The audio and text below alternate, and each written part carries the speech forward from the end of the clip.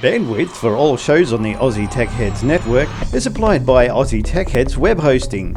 For a fast, affordable and reliable Australian server with fantastic support, contact Aussie Tech Heads Web Hosting at aussietechheads.com.au. Aussie Tech Heads, Australia's best hosting service.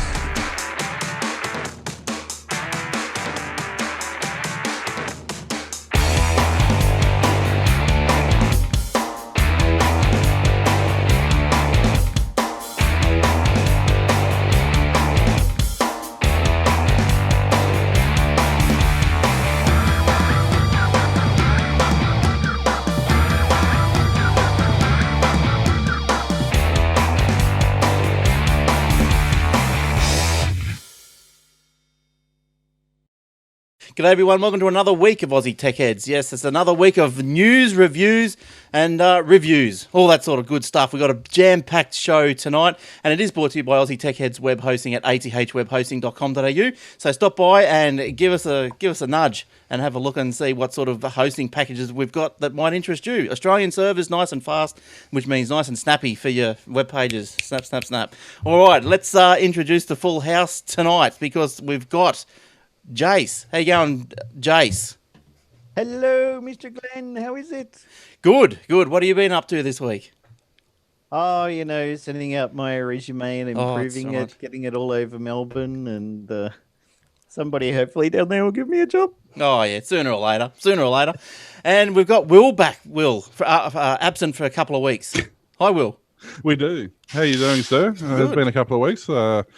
Thank you, Optus. I'd like to give a big shout out to Optus and say how incompetent and useless you are. I'd also like to hand out a massive shout out to Spintel to say you're even more incompetent and useless, and it took a letter from the Ombudsman to tell you so. But yeah, so how are you going? Yeah, good. And also in some spirits as usual there. We're also joined tonight with Eric. Hi, Eric. How you doing?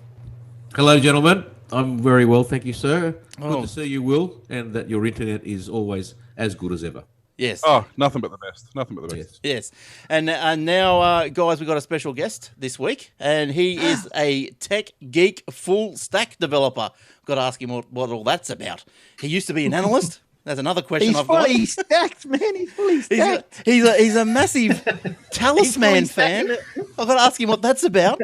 And he's also a PayPal developer evangelist for APAC. And praise the Lord. Stephen Cooper, how you doing, Steve? Hello, hi everyone. How you doing? Well, let's where do we start? So you're tech, I understand, geek, and a full stack developer. What's a full stack developer? Yep. So, well, in the developer world, there's what's known as a front end developer. So they build all the nice little front end sort of usability, little flashy things on websites, and then there's a back end developer that does all like the hardcore coding and like all the server side of stuff. So nice. I do both. Oh, that's hence the full stack. The full front and apparently back. You're also a good nerd. It says so here. It says Extremely. Like all good nerds, I have my own sword. Yes, and I do. Don't show us your sword. We're alive. Well, it is almost after 9 o'clock. Well, tell us about your you've made your own sword.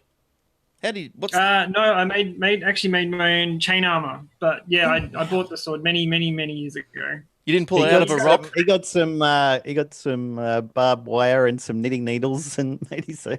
Not far from it. I actually wound the wire up and then cut it all out, and yeah, it took a long time. Yeah, wow. Chain link's amazing. A friend of mine does it, and there's so much work goes into it. And I just wanted to see if I could do it. Yeah. And you'll never do it again. No, I won't. You've done so much, Steve. What an analyst? Analyzing what? So I was an analyst for Yellow Pages for 10 years, give or take. Right. Wow. So I was one of the ones that would sort of take all the customer data and split it up based on Telstra business analyst. So yeah. Yeah. Right. Okay. And these days you're with PayPal, I believe. Well, I am after next week. Yeah. Oh, developer evangelist, first one in the APAC region. So yeah. Nice. And what do they expect of you over there? networking with other developers, going out to developer meets, conferences, startup events, all sorts of fun things. Oh, nice work, nice stuff. So that's you start next week. And that's a bit of travel involved in that. You would hope around the world a bit. Quite a bit. Yeah. They'll be traveling around quite a bit. It was pretty much a case of here's your laptop and pack your bag. Oh, well, someone has to do it, I suppose, don't they? So, so that's good. Now, you've got your own webpage at developersteve.com, so everyone can go and have a look at that and suss it out. You've got a few things up there, like your previous... You do a bit of a blog. You got some your history about you and all that sort of stuff. So that's it. That's all good. Go and have a look at that. And what's this I hear about Battle Hack? What's all that about? Yes, Battle Hack Sydney, which is a hackathon, as it's known in some of the overseas circles. Locally, it's like a developer challenge. So we get 200 odd developers into a room, and they have 24 hours to build a charity style app, and then present it to a panel of judges to see who wins. Right. Yes, I was just going to say, was I reading right when it says it's you to develop an app to solve a local problem? Yes. So, and it could be like a charity type app. It could be a government type, local council solution. Yeah, any sort of goodwill app. Yeah, right. Now that's held in Sydney this year. Yes, it is. All right, and there's a link in the show notes at the aussietechheads.com.au/podcast if you want to join up. Does it cost anything to partake? No, it's completely free. You just need to be a developer or be part of a developer team. Yeah, good stuff. All right, we'll go and have a look at that. When is that? Is that June or something? Was that around then? July 26, 27. Oh, good stuff. All right. So well done, Steve. So I hope you enjoy the time with us for the next hour or so. We've got some stories. We're going to get through those, and feel free to comment and chuck your 2 cents in, whatever you want to do. Or 10 cents. We need the money. Yeah, whatever you got, really. It literally actually does cost you to pay to talk. It's a rule. Sorry, we didn't tell you that before. Or PayPal doesn't charge for donations. Yeah, that's right. Yeah, it's our debt levy. Yeah. Well, we're talking about PayPal. Let's go and talk about the eBay hack through the week. Now, this doesn't have anything to do with PayPal, so it's totally separate. Thank goodness, Steve. This eBay hack. So eBay has been asking users to change their passwords because of a cyber attack that compromised a database containing encrypted passwords and other non-financial data. It seems these days that everyone's getting hacked, isn't it? The company said it has no evidence of the compromise resulting in unauthorized activity for eBay users, but apparently there was no financial or credit card information taken. The database, which was compromised between late February and early March, included eBay customers' name, encrypted password, email addresses, physical address, phone number, and date of birth. However, the database did not contain financial information, so that's good. So, how hard do you know anything about this, Steve? Like, how would this have likely have happened, or anything like that? Are you only what I've seen in the news? So okay. I haven't seen anything more. But they were right on top of it. They put out a warning, letting everyone know that that it's happened. Reset password just in case. Yes, yeah.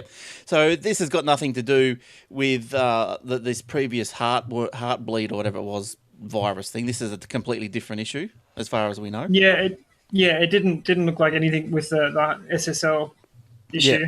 Oh, okay, that's good. Because did that cause you any dramas? Not really. I mean, I've got 12 servers that I manage, so it was just a case of keeping them updated with the latest patches and whatnot. Now, the community was pretty good. Everyone sort of banded together, and everyone was in the same boat. So, as things were being found, things were being patched pretty quick. Yeah, good stuff. All right. Okay, Will, you've always got a couple of quick stories. What are you trying to say? Give us a quick one. Glenn wants a quickie, thanks. Give us a quickie. This one won't be any good to you, Glenn, because the keyboard doesn't light up. But oh no, I don't basically, I am not buying a laptop until I get one that backlight's really nice. Yep, there you go. I'm with you. Yeah. Sorry, Will. So basically, up until recently, if you wanted a cheap Chinese tablet, you basically had to buy a cheap Chinese tablet. All the brand names, whether it be HP, whether it be Toshiba, whatever, all making tablets, but they're all quite expensive. But HP has just released a $100, they're about to release a $100 7-inch tablet. It uses a quad-core ARM processor, runs Android 4.22, which is Jelly Bean. Of course, there are some compromises, like it only has 4 gig of RAM, for example. But it's basically $100. It's fully usable. It will do everything you ever want it to do. Because it does have the quad core and they're trying to cut costs down. It has about 5.5 hours of battery life. It's not too bad. It's looking good. There's some shuffling made by. Sorry, Someone's doing the shuffle. I think Steve's adjusting his camera. Sorry. It's got high res. It's got the 1280 by 800 resolution screen, so it's fairly high enough. Not it's too got bad. the rear-facing camera, but it's only a 2 meg camera. But I mean, it's a tablet. It's $100.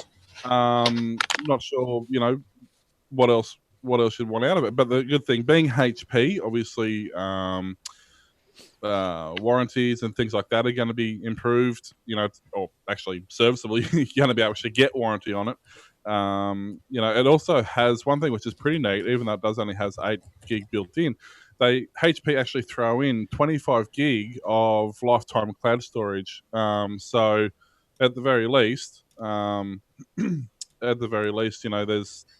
you've got the online storage there. So I think if you want to get into you're not sure if you want an Android tablet or you're not sure if you want a tablet at all, and you've had bad experiences with the cheap $100 eBay things, give one of these a go. It's certainly not going to hurt, and I'm probably going to buy one to try. It is about my price. Where can we get them from, Will?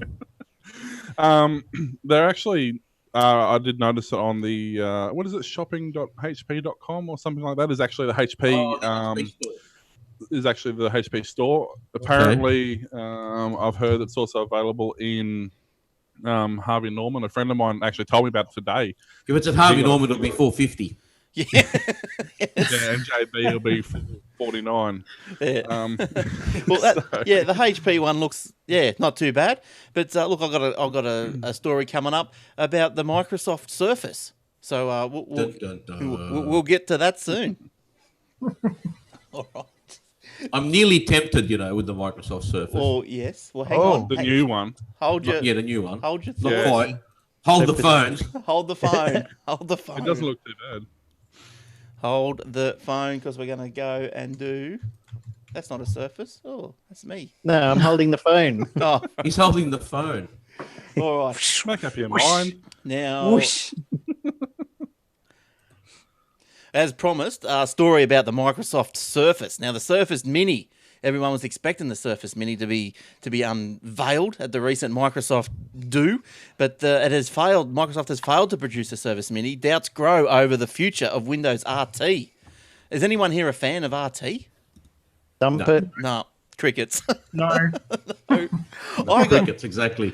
Yeah, I got RT, isn't that like stand for release testing or something? Oh, I don't know.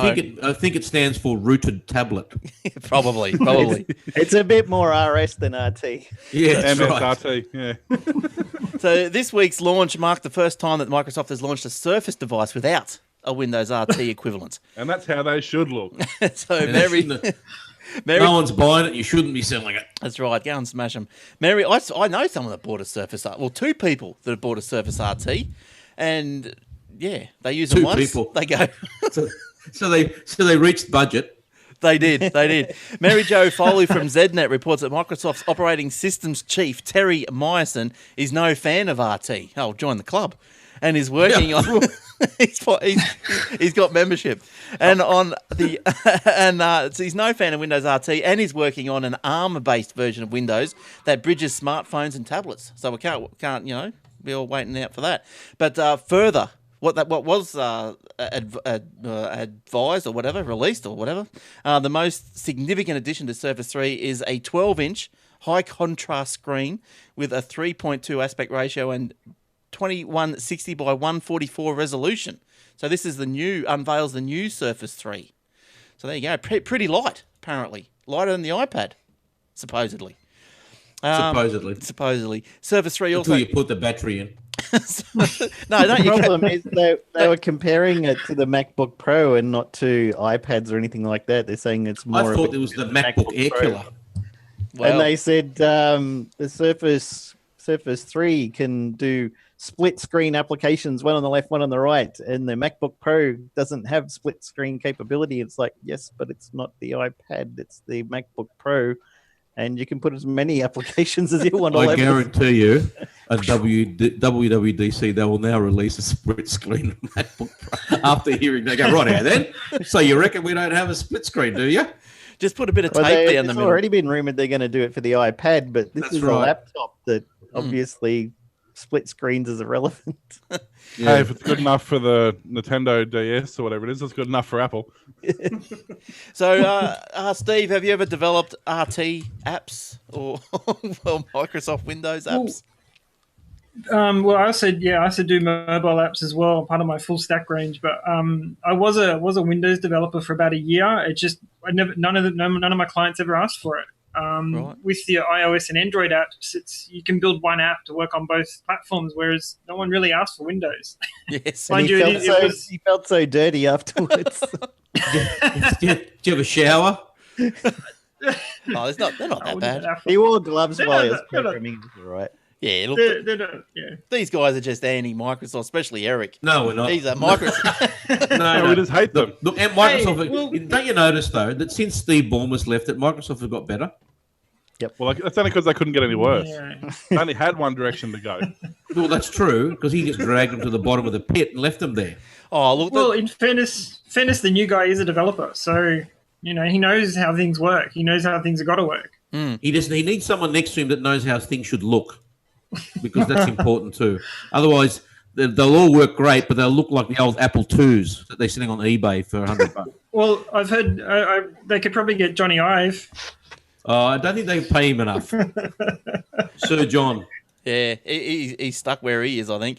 Now this Surface 3, like this is Eric. You were saying just before the show that you were keen on a Surface 3. You'd be interested to have a look. Well, no, don't. Julie Gillard, don't twist the words.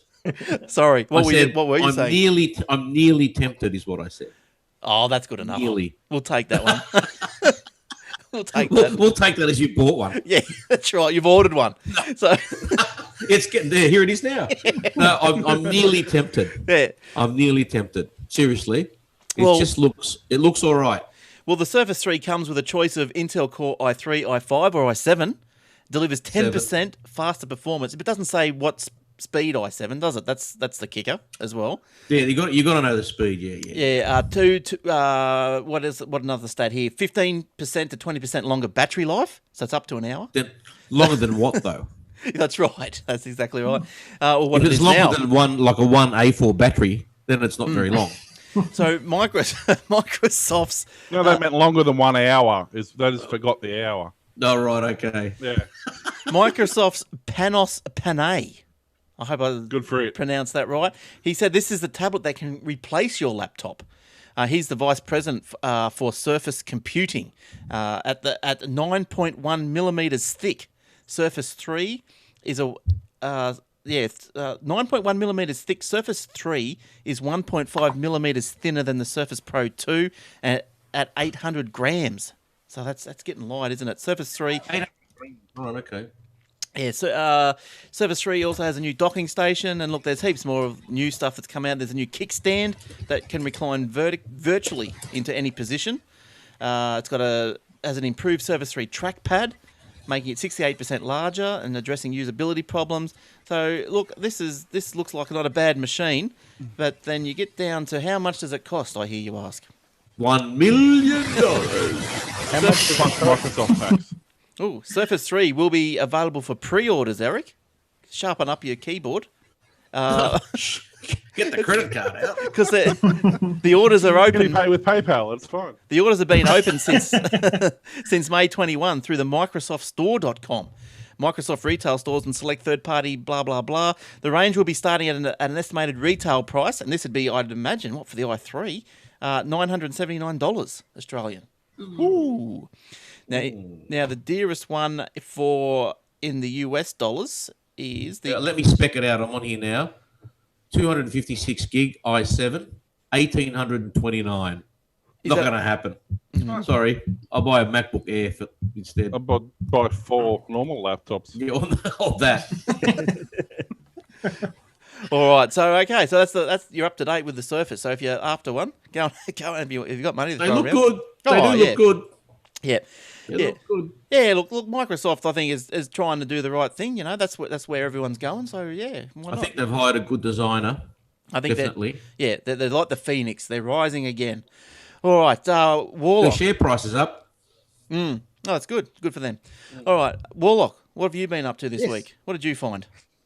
Well, 15 communities across Australia are about to say goodbye to copper and jump on board the NBN with existing landlines, phones, ADSL internet and Telstra cable internet services to be officially switched off from May 23.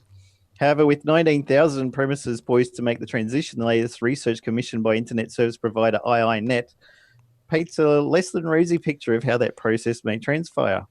According to the research, more than 2/3 of Australians believe they may choose whether or not to connect to the NBN, while 67% of the respondents in the survey believe they will be allowed to keep their existing broadband connection. There's also a problem on the connection front, with half of those surveyed saying they didn't know how to get an NBN service connected at their house. Incredibly, 8% said they never even heard of the NBN. The biggest surprise was more than 2/3 of those broadband users were not aware that moving to fibre is compulsory. You will Who are lose these your people? current- Who are these people they talking to? Are they Amish? you can't keep your Amish? copper. Amish. Lucky there with Amish. Amish is the bloke next door. Lucky you're with Amish. So what? How many? Eight people didn't hear the NBN. Yeah, no. They don't know what it is, and the others think that they can keep their copper telephone and ADSL connection and cable connection when they switch to NBN. What, you and mean then existing it's gonna be infrastructure gone. for backup? It's all gone. Yep, switch off. Nasty. Redundancy. Who needs it? Yeah, that's right. That's right. Hey, I Will. would like a redundancy if somebody could arrange that, or like a big payout. Thank you. Now, Steve, what sort of connection you got at your place? Any decent connection at your place? No, regular ADSL2, but we've got fibre coming. So Right. Are you in Sydney or which suburb are you in? Gosford? Oh, you're Gosford. Is Yeah. the NBN's up there, is it? Yeah, just got put in a couple of months ago in my area. So, yep, waiting Right, okay. for it. Well, I don't want to talk to you anymore. The NBN comes, there's a new estate at the end of my street, and the NBN stops 6 houses before my house.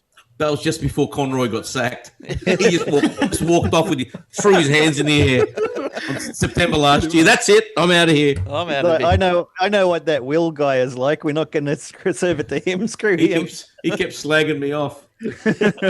So Speaking of, internet speeds and things like that, has anybody got Google Fiber by any chance? I mean, have Yeah, you- hang on a have minute. you I'll just seen get out this of my thing? pocket. We don't have I'll that in take Australia you. yet, though, do we? No. No, sadly, because it's 835 meg down and 918 meg up.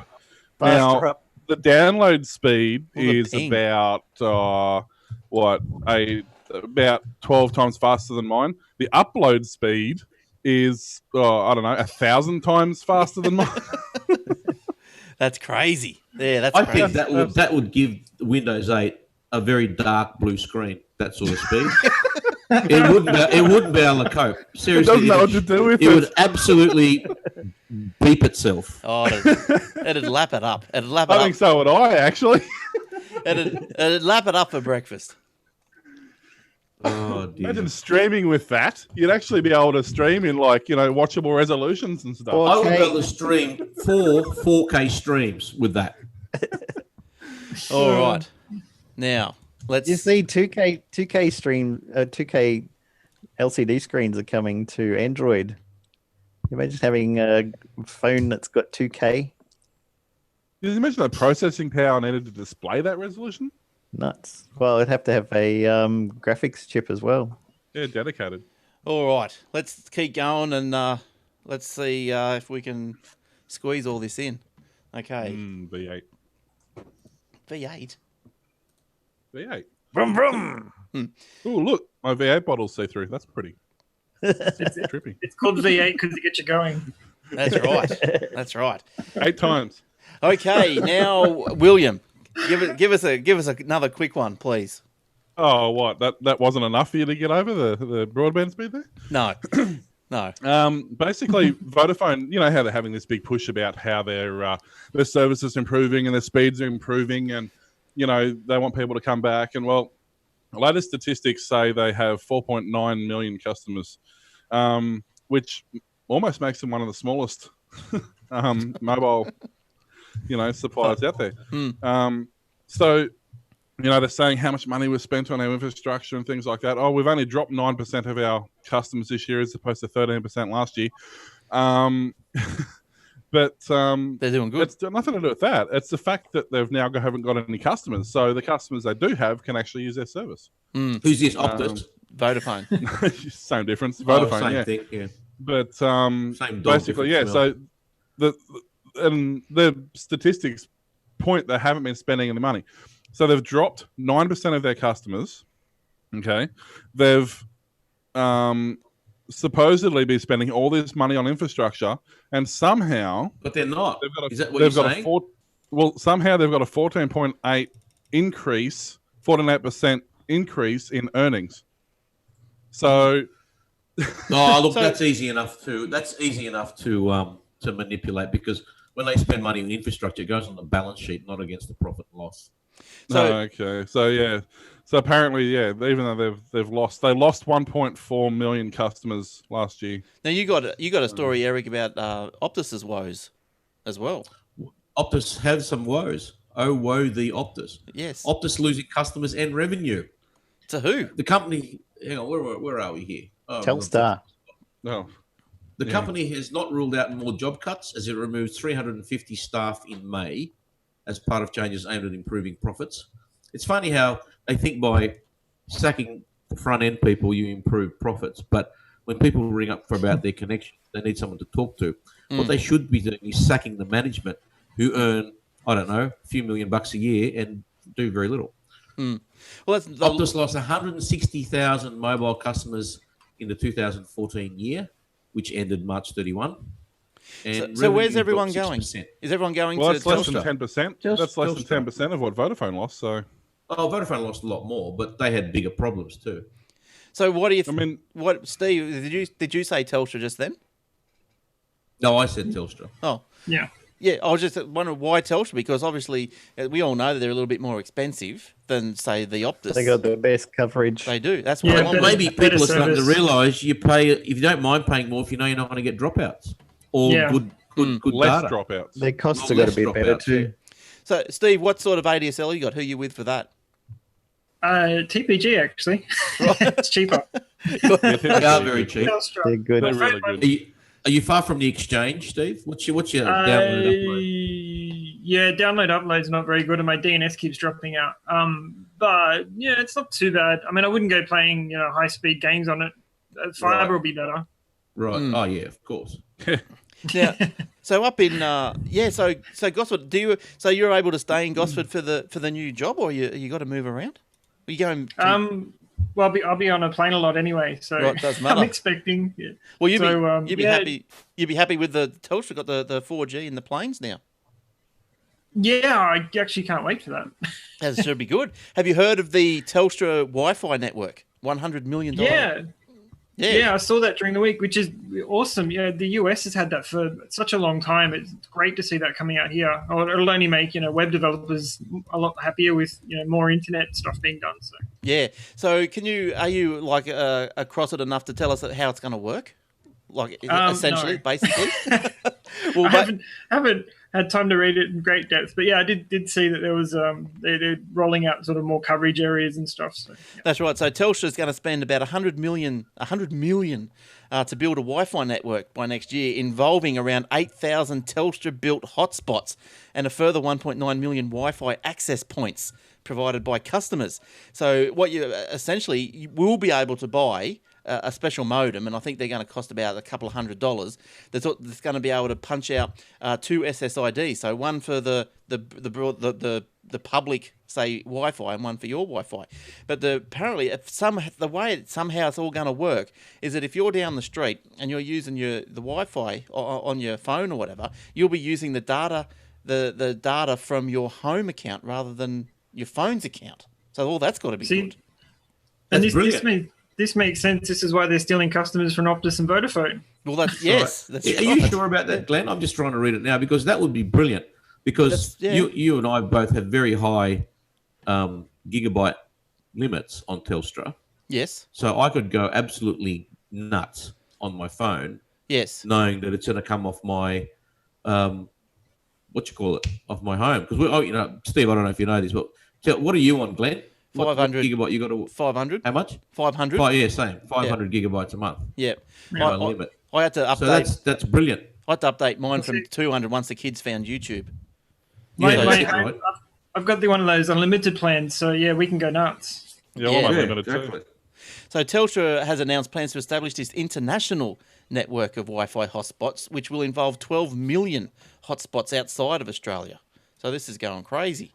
And thanks to a partnership with the Wi-Fi provider FON, F-O-N, it expects to offer both Telstra and non-Telstra customers broadband access to 2 million Wi-Fi hotspots in Australia within 5 years. So Telstra will how much are they going to charge for non-Telstra customers? I don't know. Small daily fee. Okay, doesn't say. Yeah, I think they tried to do this a couple of years ago, and I think the fee was around about 20 cents a minute or something. It was pretty high. Oh God, back to those days.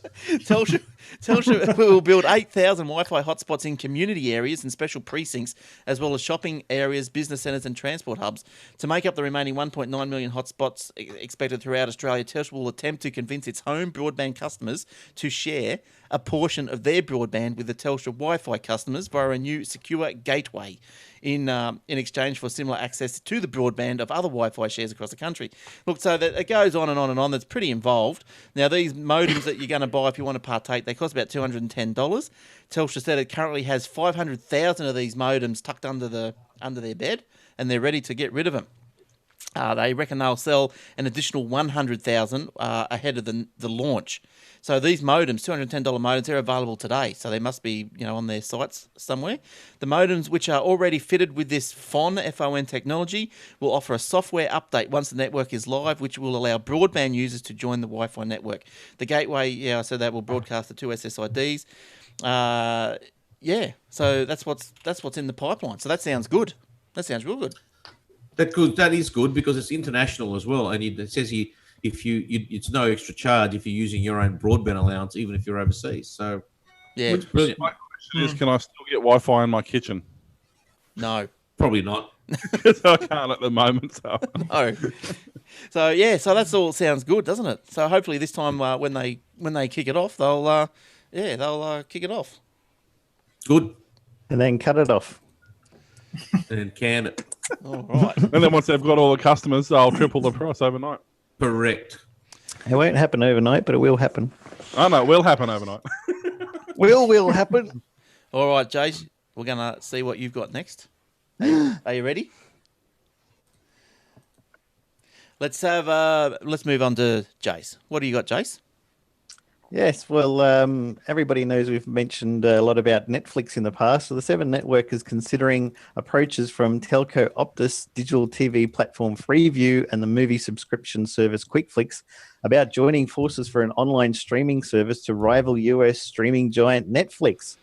It was not previously known that Optus, Freeview, and QuickFlix were planning to foray into subscription video on-demand services. The service will compete with Netflix, which we can reveal is considering an official launch in Australia next year. Hooray! Hey, I'll good. sign up for that. Excellent.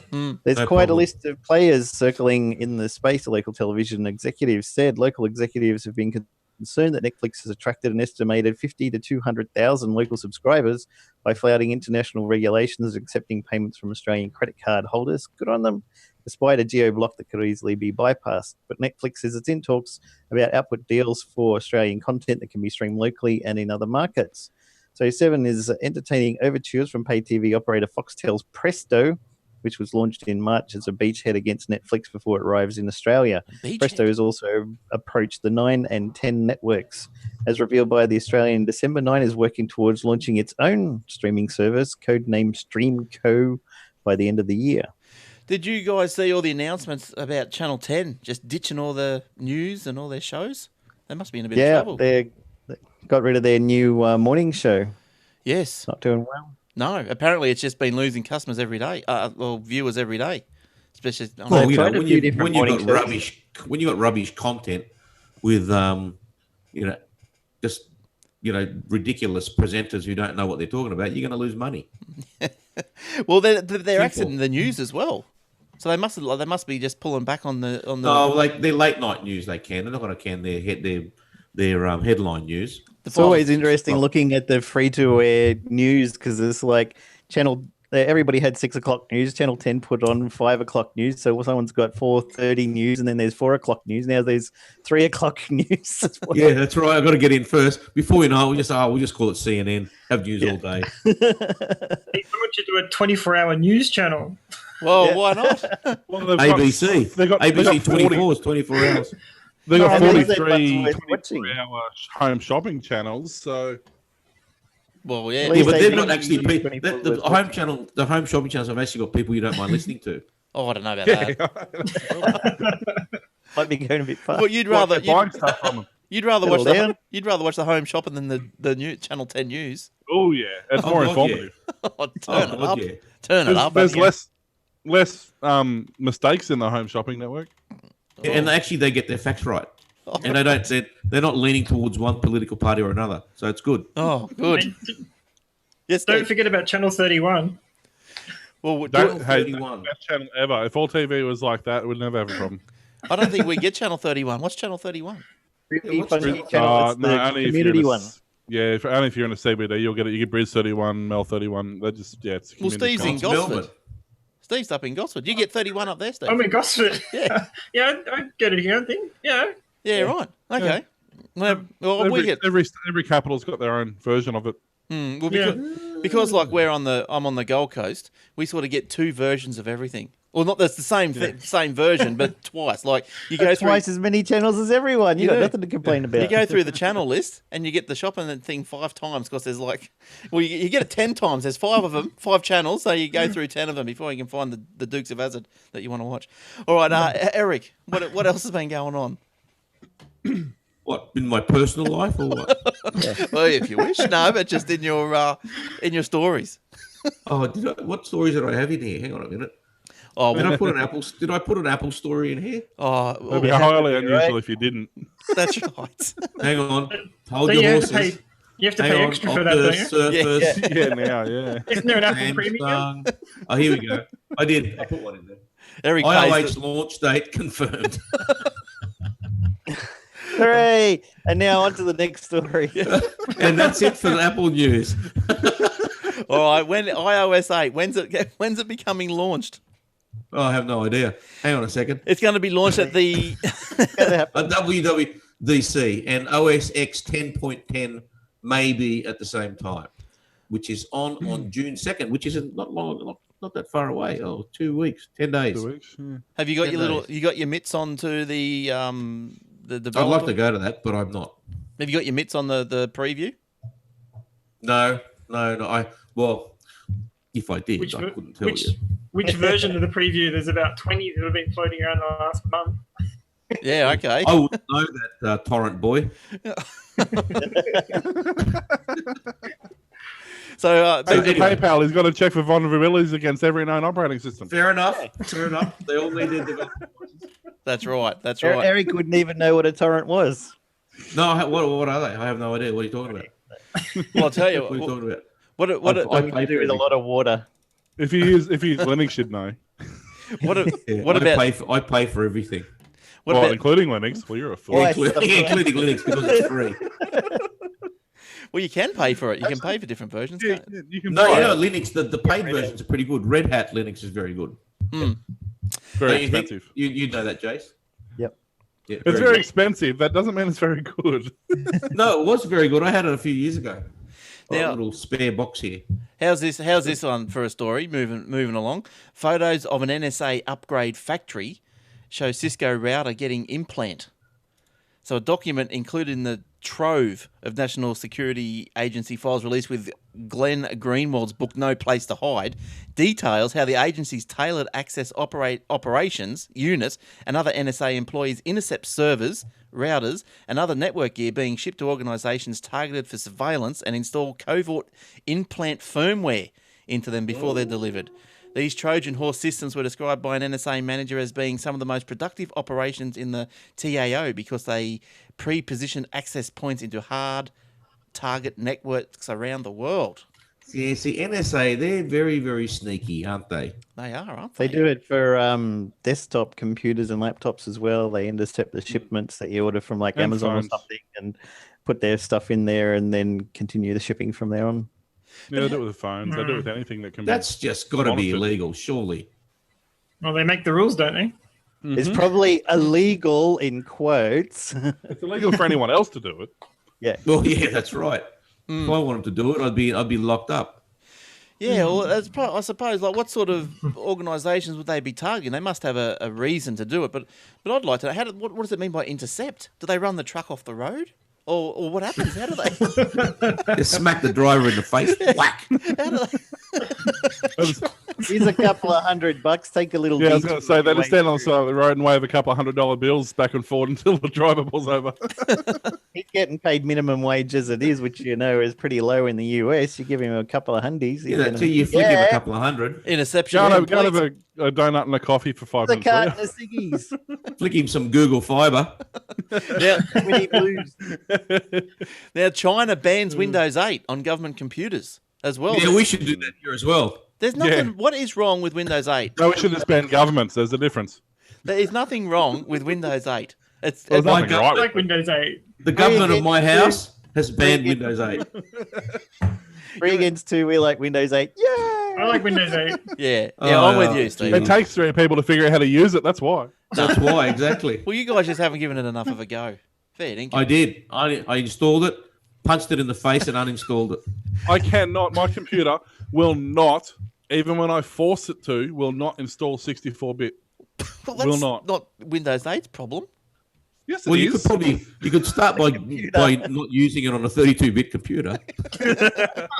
No, but like, I don't get it. Like, with the amount of memory and everything the system's got, it should automatically go, oh, gee, you've got 32 gig of RAM. You need more than 32 bits OS. Yeah. Well, I don't understand. There's 2 versions. Like, why don't you download the... Yeah, one that works and one that doesn't work and one that works even less. Well, why don't you download, instead of downloading, say, the multi version, just download specifically I have. the 32. 64. It won't install. Yeah. The 64-bit will not install. The upgraded from 64-bit Windows 7, put 32-bit Windows 8 on. Windows 7. Okay. It probably doesn't run very well on a 486. That's right. Yeah, that's true. Better than you know. That Commodore 64's already got some legs on it already, mate. Hey, I've got were bloody the good turbo, computers. the action replay cartridge. Leave it alone. Now, anyway, getting back to China, the Chinese government this week announced that it will ban the Microsoft Windows 8 on its computers, but it's currently unclear why it has done so. They're little secretive little people, aren't they? No, it's not. It's so they can develop their own. Call it, Yeah. micro hungs when Wingos. Or something. I'm actually surprised they haven't What? developed their Micro hung 8. Sorry, Steve. What was that? To all the people in China, we apologise for Will's comment. Well, they won't All get emails no, we will be don't. addressed to William at AussieTechHeads. they won't get the podcast because we go out on Windows 8 only. So we're right there. But did you see the statistics for the government XP? Like the Windows XP is responsible for so many millions of copies of XP in China. No, that's because it's all Does that pirated. story have that? It says here, according to a posting by the China government, all newly purchased government PCs must have operating systems other than Windows 8. The ban does not impact personal computer sales to individuals or businesses. But the government is the biggest. The government is the biggest PC buyer in China. The China said vaguely in the posting that the ban is due to a move to energy-saving products. What? How that works. But a China-based... Perhaps the move from China is simply an economic one, and we cannot afford to upgrade from an effectively. If you want to free save operating energy, system. get off Windows XP. Yeah, that's a dog. Windows XP No. currently makes up 50% of the desktop in China, according to the market research, but much of that is due to pirated copies of the OS. There you go. I'm Yeah, shocked. and here's a I'm quote horrified. from- Really? Here's a quote from one of the government agencies. Perhaps the move from China is simply an economic one, and cannot afford, and they cannot afford to upgrade from an effectively free operating system, ergo's Windows XP, to one that needs a purchase license to run. Oh no! That's coming from the hang on a minute. government. Licensing doesn't. This is the same government that has $1 trillion in the bank. Yeah, but US licensing dollars. licensing know doesn't about. work there. What? It doesn't work over there. Well, they don't follow the same licensing laws as we do. No, Oh, they don't- I'm they don't well follow aware of the that. Yeah, I'm well aware of that. You just seen a nice Burberry jacket I got for $50 in Beijing. I'm well aware of their licensing laws. So, I Steve, think I bought it off an off-duty policeman as well. So, Steve, I just want to delve back into what you were saying there. So, but doesn't Microsoft set the? Are you saying that there's different rules? Microsoft's got different rules, or China just doesn't obey the rules that are set down? there's different international treaties when it comes to copyright laws, and China's in its own little region. So it depends what arrangements they've got with the local government there, but. For the most part, China's on a whole different other treaty area.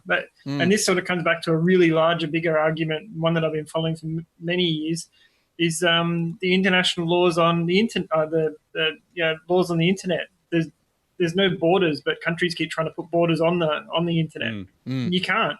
No, you can't. Nope. You can't.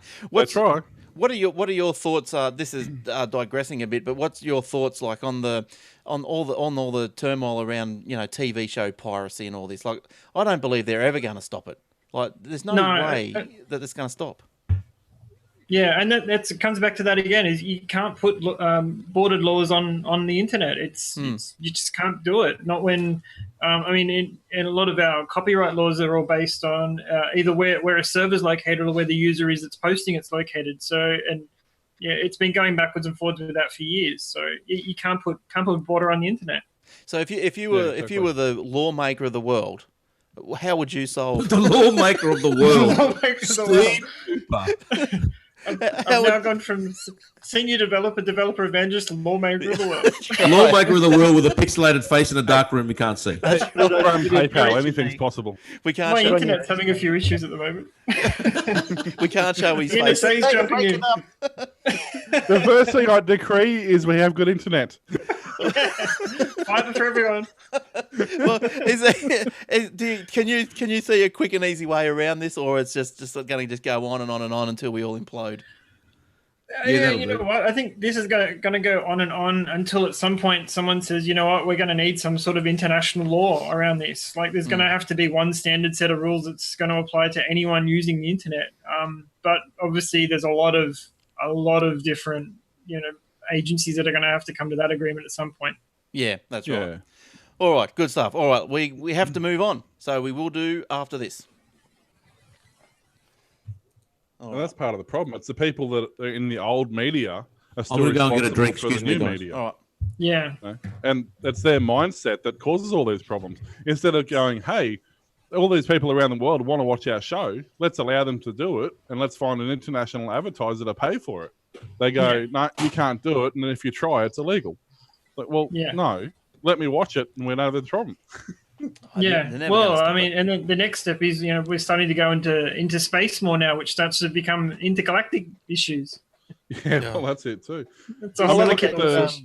That interview with Kevin Spacey when he went up on stage, and he's like, people want to watch our movies. You need to put it everywhere so everyone, if you put it somewhere on the internet, people will pay to watch it. But it's all these ridiculous borders and crap that's blocking it off from everywhere, that's making people want to pirate it. If you didn't have that, there wouldn't be so much problem with piracy. People are buying Netflix just to get House of Cards and nothing else. Yeah, exactly. What do you reckon? What do you reckon, Steve, about the mooted suggestion about you pay a different price for different screen sizes? Did you hear that? Yeah, I think there'll always be a way around that. Yeah. Yes. Well, I think that was the first thing we thought of. Yeah, I think I think Will or Warlock. Put it on your 1080p right. Android phone and then Chromecast it to your 1080p 100-inch TV. Yeah. Exactly. Look, I remember the days before the internet was like it is today, and we were just all in a group of 12. We all had about 3 hard drives, and we just all swapped them around. Someone would download it from somewhere. Or whatever. Back in my day, we had 5 1/4-inch floppy disks for you to swap around. Hey, I remember the 8-inch ones. Oh dear. They still use those at where was I the other day? No, who was it? What was that story we had? The nuclear silos still use those. Yeah. Yeah, They that's said that right. the old computers, it's all they'll take. Yeah. Actually, speaking of which, I got a story on tape drives. Believe it or not. All right. Well, let's start with you when Eric comes back. Is he back yet? No, not yet. Or maybe we should just start without him. He'll pick it up, I'm sure. He doesn't listen when I talk anyway, so that's fine. We'll give him another Actually, minute. most people have that problem. Did you have anything, Steve, you wanted to say, on like story-wise or anything, or just happy just to roll with it? No, happy just to banter in every occasion. Yep, Occasionally. sweet. Because I'm going to ask you at the end, I want to know about... Whether you'll ever come back on or speak to us again. No, We permanently scarred you for life. I want to know about Talisman. I've never heard of it. So I want to find out. Talisman? Dude, I went on these podcasts and it was totally fucked up. It was crazy, man. Crazy. There was some liberal supporter on there that was just out of control. Here he comes now. Like he was talking to a giant penis all night. All At least right. mine's black. Oh, what You is? what she never said. go back. All right, you back, Eric? Yeah, mate. Thank you. All right. Mate, Bits of you him. shouldn't have waited. That's all right. We're only going to give you another 20 seconds. Then you would have been out. All right. So we're going to come back with Will. So we better do something like. But get me this back here. I'm bloody doing two mouses tonight because my synergy's playing up. All right. Let's do this one and go. Don't forget the Aussie Tech Radio at aussietechradio.com. Yeah, it's a shoutcast radio service pretty much. Download your Shoutcast app or the TuneIn radio app. That'll even pick it up. Do it to your iPhone, Android, or just stream it on the webpage. It's aussietechradio.com. It's got heaps of shows on there. It's got this show, the Aussie Mac Zone, the Two Boys Talking Tech, the techwebcast.info, all these little tech shows, all just running around 24 hours a day, 7 days a week. New shows out Friday. So if you listened to them last week, make sure you jump on after Friday and you'll get all new ones. How good is that? All right, William, what you've got? Yes, sir. You've got something to talk about. Yeah, well, I don't know. A couple of weeks ago, I remember we were talking about how the all the nuclear silos were storing their data on floppy drives. It turns out it's actually not that uncommon. Apparently, IBM and Fujifilm, who haven't done anything in the last 10 years, have been spending all that time researching the advancement in technology on tape drives. Apparently, tape storage systems primary backup system for many enterprises, even as they adopt big data. Basically, they're cheap and fairly reliable.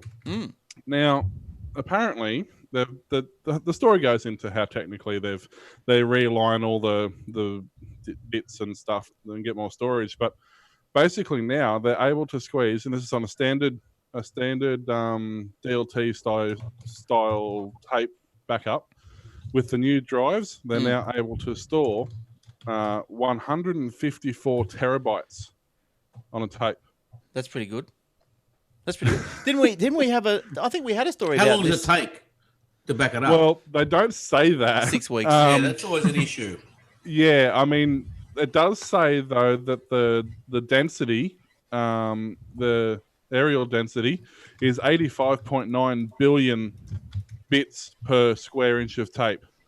So if you've got a calculator, I guess you could figure out how long it takes to run that through to 154 terabytes. I'm pretty sure it's not a couple hours. No. Oh, here we go. Tape length, 1,255 meters. Yeah, A right. kilometre and a bit. 1.25 Ks of tape. What's to the fit 1.54 terabytes. What's the bet that your little bit of data that you want is right at the 1K mark or something? It's at the How end do you of the rewind tape. that? Look, get an old tape deck. Yeah, no, with a They put it pencil. on a cordless drill. Just with a pencil, just like that. Jace, what else have you got for us? Oh, Facebook has been adding some funky technology to its mobile apps that recognizes music, movies, or TV shows the users are enjoying. The company's latest move to give prominence to media and entertainment on a social network. The new feature, which must be activated by the user, well, there's a new one, and is off by default. in technology. There's a lie. That's a lie. By I know what you're default. talking about, and it's automatically plays. Automatic. No, that's different. Attempts to recognize the music or video playing in the background anytime Facebook user composes a status update. It'll also provide a 30-second preview for the user's friends. When writing a status update, if you choose to turn the feature on, you'll have the option to use your phone's microphone to identify the song is playing or what show or movie is on the TV. If the TV show is detected, Facebook will highlight the specific season and episode you're watching and share it on the news feed. The feature activates a microphone on a smartphone and detects music, movie or TV show playing in the background, similar to the way the popular Shazam app works for music and television. Facebook said songs or videos will be only identified, and the feature which recognized millions of songs would not store the sounds in the background. What happens if you're watching porn? I thought the same thing. Tweet your friends. Yeah. You guys thought that. My first thought is, what happens if I'm watching the latest season of something that's not available here yet? I mean, like Friends.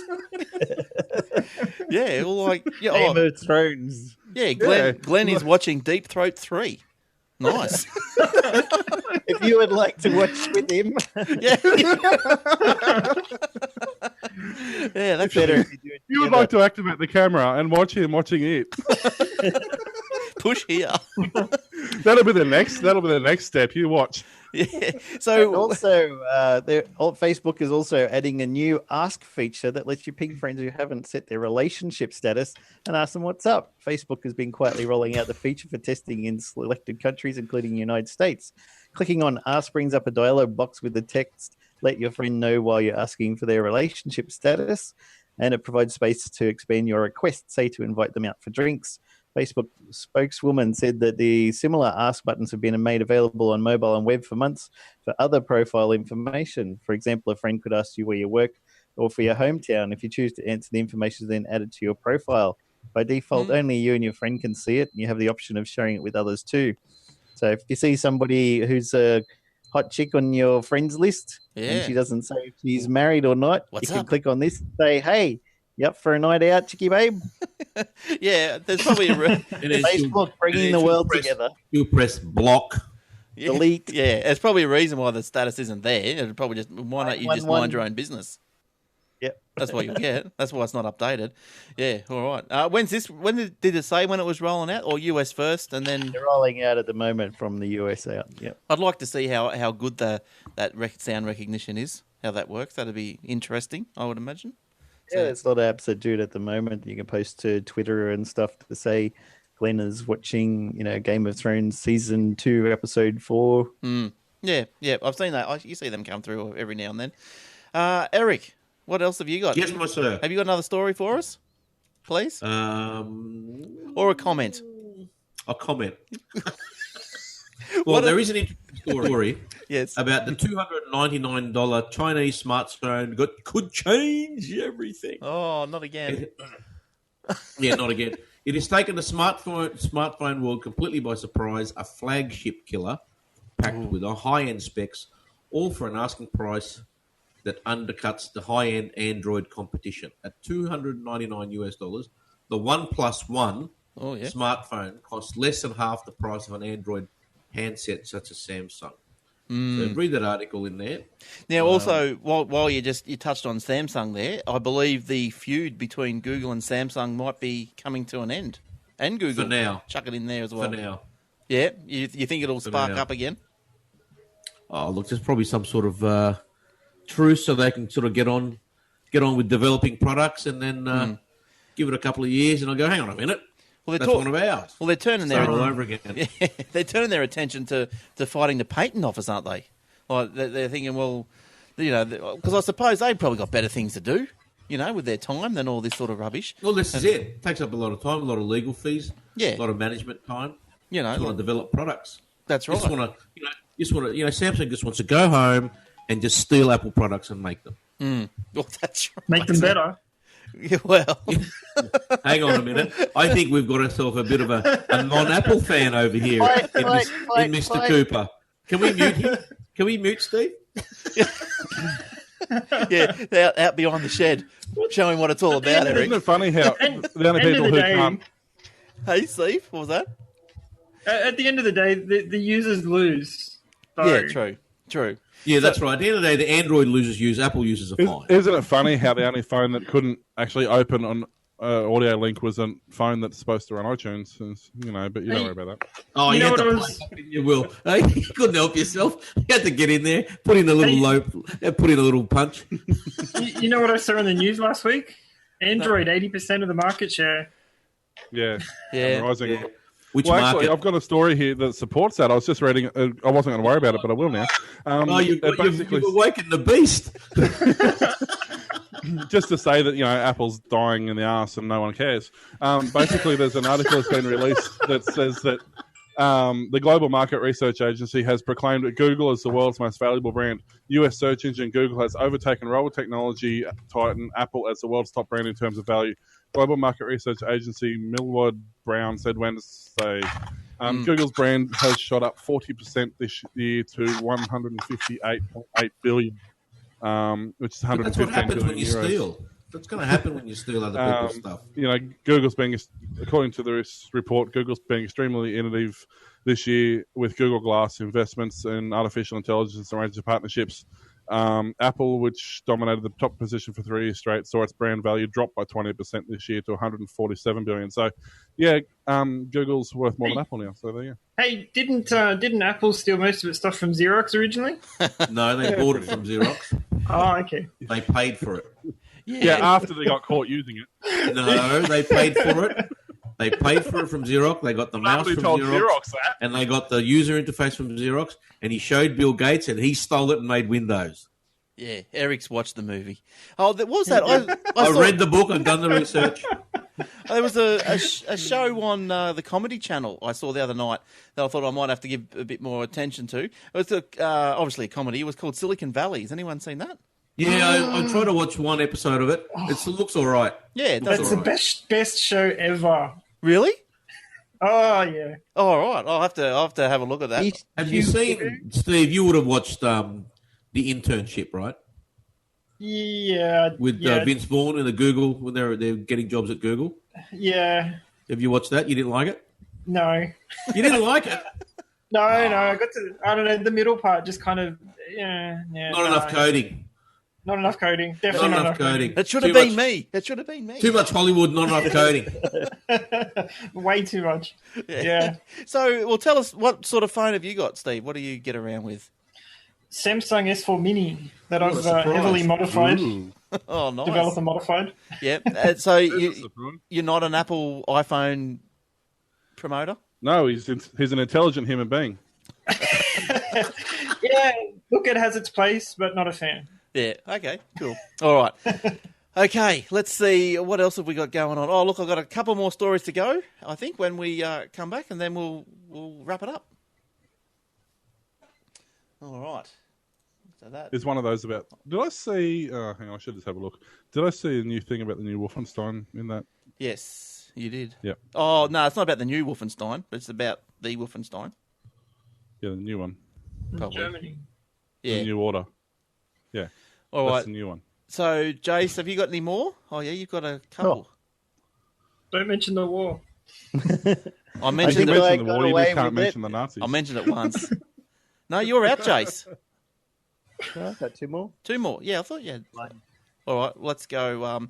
So Will just fangs it, and Eric's fanging it. Hey, what? I think you've done all yours, Eric. Who am I wanting? I'm Give just it a bit looking. of a bang. Let's just looking to see what else is there, but I think that's it. It's just me, Wolfenstein, Jace's couple, and then whatever else goes through the last 10.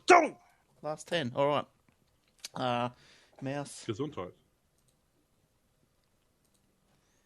You can find us on the Facebook at facebook.com/Aussie Tech Heads. You can email us at Glenn, Jason, Eric, or Will at AussieTechHeads.com.au. And if for any reason, Steve, if someone wants to ask you a question, where can they email you at? Stephen at developersteve.com. There we go. Or I'm sure you've got to contact us on that page we mentioned earlier. Yes, yeah. I do. How and easy. it's responsive. Works on mobile. Oh, nice work. Only Samsungs. High tech.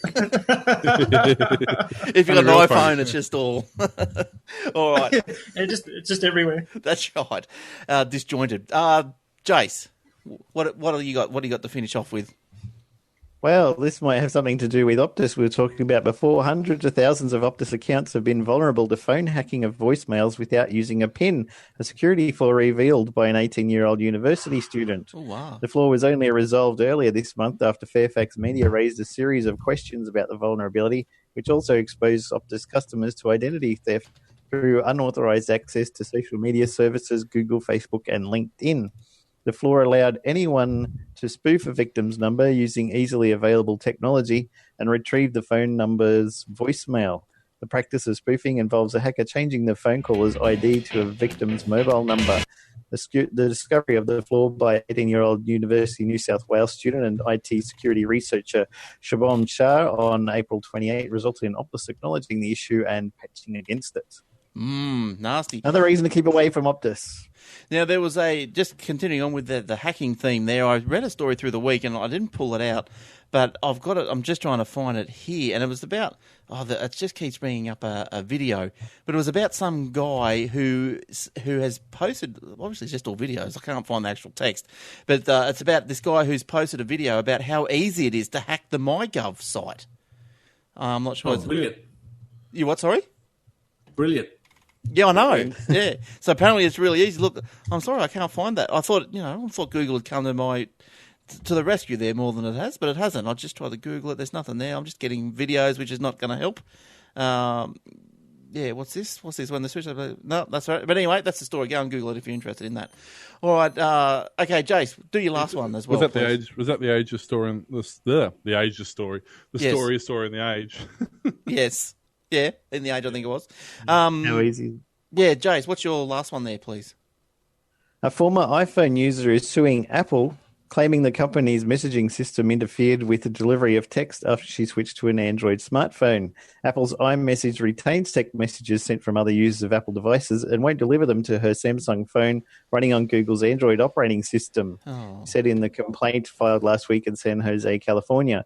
People who replace their Apple devices with non-Apple smartphones and tablets are penalized and unable to obtain the full benefits of their wireless service contracts, according to the complaint. I've had several friends contact me and complain on Facebook that when they switch to an Android device, they're not getting messages. The problem is because the iPhone to iPhone goes via iMessage, then as soon as you switch to another phone, your friend's iPhone doesn't know that you don't have an iPhone anymore. So instead of sending an SMS, it tries to send it as an iMessage, which gets cached on the Apple server and never actually gets delivered to you. Yeah, well, I think the answer to that... It's all right for bloody switching phones, isn't it? Oh, no. Yeah, Had it gone with Android in the first place, you wouldn't have that problem. No. Well, we broached this topic or this story on the Aussie Mac Zone last week or this week, and what you got to do is if you are having issues like that, you need to remove that person from the address book and re-add them on the Android. And, or get them to log into their Apple account through iTunes or on the Apple website and disable the iMessaging there, or disable iMessage before you switch to Android in the first place. Nah, just re-add them. Re-add them to your You list. do it the hard way. Yeah, why would you want to dismantle iMessage for? That's good. Of course, Because you've got an Android phone now and you don't use it anymore. It's not for the person who's sending a message who still has an iPhone. It's the person who's moving to Android needs to disable iMessage on the phone before they stop using it, or log on to their Apple account and disable the iMessage now that they're not using it anymore. Right. Well, if it just sounds like a formatting issue in the context, so some developer could create an app that does it all for them. Well, No, it actually gets held on the Apple servers. Gold mine. yeah. Well, there you go. That's right. All right. I think Eric, you're finished. You're out. Look, I'm done. I've got one more, and Will, you've always got a few. You can have a go. I've Will. got a couple of quickies. Yeah, do a couple of quickies. Couple of quickies. All right. There's an interesting little because we know how General Motors in both the States and Australia is flourishing. They're not in any trouble at all. Oh wait, hang on, they are. They're gone. But basically, there was a memo leaked the other day from GM, and it has a list of 66 words that cannot be said by the employees of GM. So they've actually banned people from saying that. So just a quick list of some of the words they're not allowed to say. So if you email them saying, "Hey, my car's broken, it's defective, it doesn't work." Yeah. So some of the words they're not allowed to say: defect or defective, safety related, dangerous, bad, critical. But this some is of these like, words that actually describe the problems. Yeah. But this is like also the other Apple Store. Slight little, hey, Apple went like that as well. wow. What is that? There's also slightly more disconcerting words in there, like and I don't actually know why these words aren't here. Not something would come up in day-to-day conversation.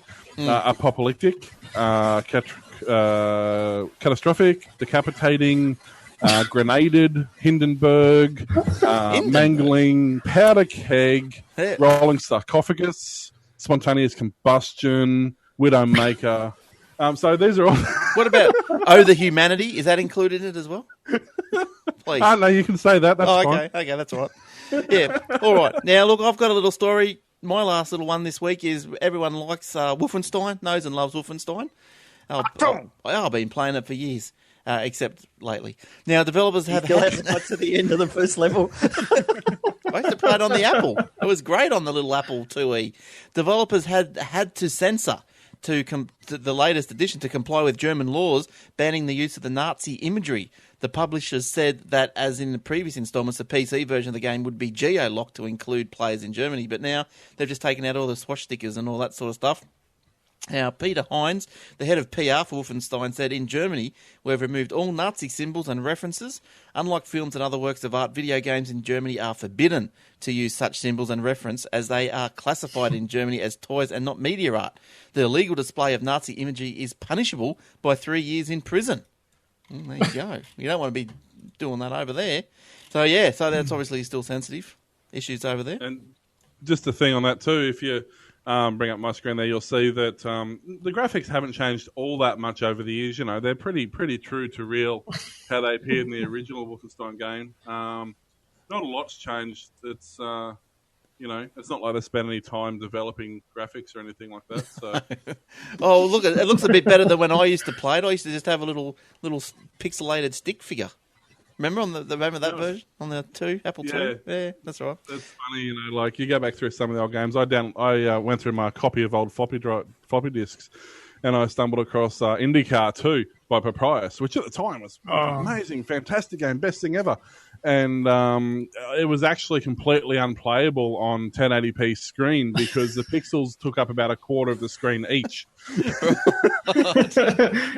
Remember though, you used to get those games or the software that used to run on the, I don't know, you'd probably run it on your machine. It was built for 486. They just run really fast. You just get DOSBox, yeah. Yeah. All right, so before we go, I want to ask Steve a question because he's got in his things that he likes doing. He's a massive fan of the Talisman. What is Talisman? I've never heard of it. Should I have heard of it? Probably. It's a it's a super geeky board game, a bit like Dungeons and Dragons, like a random style adventure role-playing game. Yes, okay. Not being a geek, you wouldn't understand, Glenn. No, I'm not. No, I've never heard of it. I did buy a role-playing game once. I bought the Doctor Who role-playing game, but I never played it. Probably the worst one you could have bought, mate. I thought you were going to say Nightmare. No, I never played D&D all the time. It was great. It's on the shelf, Eric. Wait where it should be. Waiting for it to be opened. All right. There's a surprise. I'll get there one day. But that's in pristine condition, untouched by human hands. Might be worth something. Well, that might be a collector's item. There is everything else you bought. But you can't see it because the plastic's gone yellow because it's that high quality 80s plastic. All right. Let's get out of here. Thanks, Steve. Thanks for coming in. And thanks for having me. That's all right. Join us for the hour. Hope you had fun and enjoyed yourself. And good luck with the new position down there in PayPal and traveling, jet setting around the world. Great. Thank you. All right. Thanks, Eric. Thanks, Will. And thank you, sir. Thanks, Jace. Nice to meet you, Steve. Good to meet you all. Thanks, everyone. We'll see you guys next week, no doubt. So until then, we'll see everyone else at the same time. Okay? Bye for now.